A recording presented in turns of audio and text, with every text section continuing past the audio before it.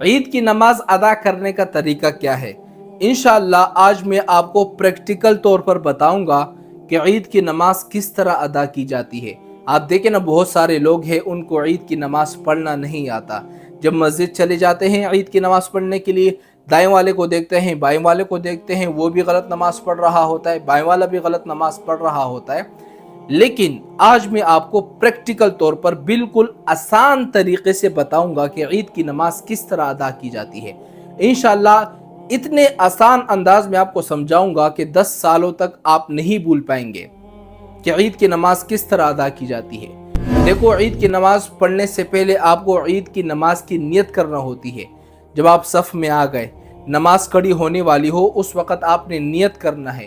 عید کی نماز کی نیت کس طرح کی جاتی ہے؟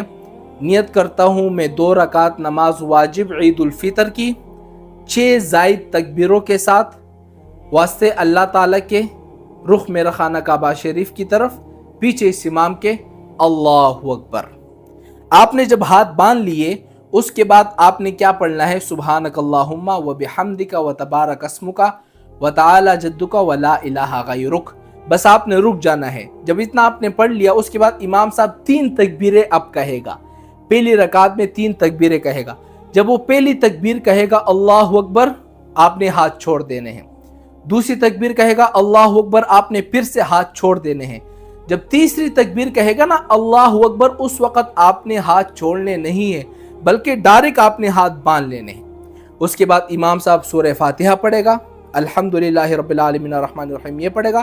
اس کے بعد وہ سورت ملائے گا، پھر اس کے بعد وہ رکوع کرے گا، سجدہ کرے گا، اور اس کے بعد سجدہ کرنے کے بعد وہ دوسری رکعت کے لیے کھڑا ہو جائے گا۔ جب کھڑا ہو جائے گا، امام صاحب پھر کیا کرے گا؟ پہلے سورہ فاتحہ پڑھے گا، پھر ایک سورت ملائے گا۔ سورت ملانے کے بعد رکوع میں جانے سے پہلے پھر سے 3 تکبیریں کہے گا۔ 3 تکبیریں کیسے کہے گا؟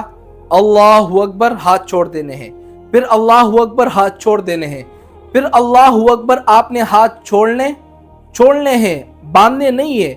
پہلے یہ رکعت میں تو آپ نے تیسری تکبیر میں ہاتھ باندھ لی تھی نا، لیکن دوسری رکعت میں تیسری تکبیر میں آپ نے ہاتھ باندھے نہیں ہے، بلکہ چھوڑ دینے ہیں۔ جب چھوڑنے کے بعد امام صاحب پھر اللہ اکبر کہے گا، تو آپ نے رکوع میں چلے جانا ہے۔ ہاتھ باندھنے نہیں ہے، بس ہاتھ چھوڑ دینے ہیں، رکوع میں ڈائریکٹ چلے جانے ہیں۔ پھر اس کے بعد رکوع، سجدہ، پھر سلام۔ امید کرتا ہوں کہ آپ کو عید کی نماز ادا کرنے کا طریقہ آ گیا ہوگا۔ صدقہ جاریہ سمجھ کر ویڈیو کو آگے شیئر کریں تاکہ اور مسلمان بھائیوں کو بھی عید کی نماز ادا کرنے کا طریقہ آ جائے۔